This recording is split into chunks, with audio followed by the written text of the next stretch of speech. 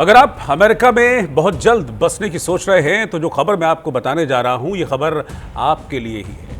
America के राष्ट्रपति Donald Trump ने 10 दिसंबर को गोल्ड कार्ड नाम से एक नया वीजा लॉन्च किया है। इस वीजा को लेने के बाद आप लंबे समय तक अमेरिका में बस पाएंगे। जो लोग इस गोल्ड कार्ड को लेना चाहते हैं वो 10 दिसंबर से ही इस वीजा प्रोग्राम के लिए एलिजिबल हो चुके हैं, यानी कि अब ओपन हो गया, आप आवेदन कर सकते हैं। सामान्य लोगों के लिए इस गोल्ड कार्ड की कीमत $1 मिलियन, यानी कि अगर इंडियन करेंसी में मैं बात करूं तो करीब करीब 9 करोड़ रुपए रखी गई है। गोल्ड कार्ड हासिल करने की यह कीमत सिर्फ सामान्य लोगों के लिए है। अगर कोई कंपनी अपने कर्मचारियों के लिए आवेदन करती है तो उसे हर कार्ड के एवज में $2 मिलियन यानी कि करीब 18 करोड़ रुपए का भुगतान करना होगा। कुल मिलाकर जिन लोगों के पास मोटा पैसा है वही इस गोल्ड कार्ड वीजा के जरिए अमेरिका जा सकते हैं और वहां जाकर अमेरिका में बस सकते हैं, और आगे चल के उनको अमेरिका की नागरिकता भी इसी गोल्ड कार्ड के जरिए मिल जाएगी। अमेरिकी राष्ट्रपति ने इसी साल फरवरी में गोल्ड कार्ड प्रोग्राम शुरू करने की बात कही थी। हालांकि तब इस गोल्ड कार्ड की कीमत $5 मिलियन रखी गई थी। इसके बाद कई लोगों ने ट्रंप के इस कदम की आलोचना की, जिसके बाद इसके दाम घटाने का फैसला लिया, जिसमें सामान्य लोगों के लिए अब इसकी कीमत $1 मिलियन यानी कि 9 करोड़ रुपए कर दी गई है। 9 करोड़ रुपए के अलावा बतौर प्रोसेसिंग फीस $15,000 यानी कि करीब करीब इंडियन करेंसी की बात करूं तो 13.5 लाख रुपए और अमेरिकी सरकार के खजाने में अलग से जमा करने होंगे। ट्रंप का यह कहना है कि इस वीजा कार्ड से दुनिया के सबसे बढ़िया लोग अमेरिका में बसने के लिए आएंगे, इससे सरकार की मोटी कमाई होगी। ट्रंप ने कहा कि असल में यह ग्रीन कार्ड जैसा ही है, लेकिन उससे थोड़ा सा बेहतर है, उसका अपडेटेड वर्जन है।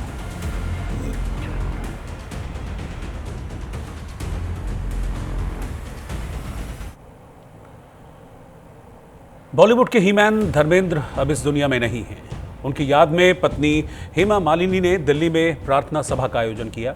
उनके साथ उनकी दोनों बेटियां ईशा और आहना देओल भी नजर आईं। ईशा के एक्स हस्बैंड भरत तख्तानी को भी इस प्रेयर मीट में देखा गया। सभी के चेहरे पर धर्मेंद्र को खोने की उदासी साफ दिखाई दे रही थी। इस मौके पर बीजेपी अध्यक्ष जेपी नड्डा मौजूद रहे। गृह मंत्री अमित शाह ने भी इस प्रेयर मीट में पहुंचकर धर्मेंद्र को श्रद्धांजलि अर्पित की। रेल मंत्री अश्विनी वैष्णव, वित्त मंत्री निर्मला सीतारमण भी धर्मेंद्र को श्रद्धांजलि देने पहुंचे। हेमा मालिनी ने धर्मेंद्र के साथ बिताए गए पलों को इस दौरान याद किया और धर्मेंद्र को याद कर वो भावुक हो गई। आज के इस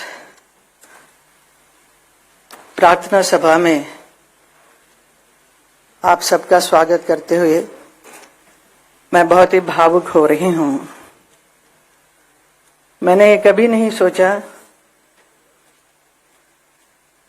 कि मेरी जिंदगी में ऐसा एक पल आएगा जब मुझे भी एक शोक सभा रखनी होगी, और वो भी मेरे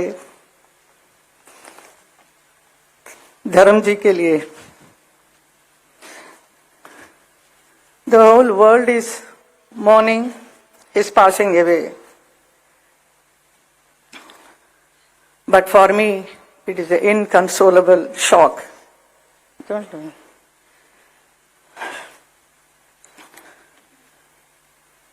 The snapping of a companionship that stood the test of time. धर्म जी बहुत ही विशाल उनका एक व्यक्तित्व है जिसकी कोई सीमा नहीं।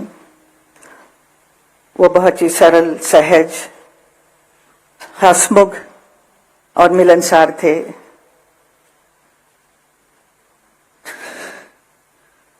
प्रसिद्धता की शिखर पर होते हुए भी वो कभी अपने आप को अलग नहीं समझे, हमेशा जमीन से जुड़े हुए थे।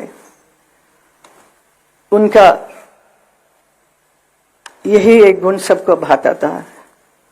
वो किसी भी वर्ग के लोग हो, बड़े छोटे, अमीर गरीब, अपना पराया, सबके साथ बहुत प्यार, मोहब्बत और सम्मान के साथ बात करते। सिनेमा और राजनीति ये दो बहुत ही अलग अलग क्षेत्र हैं।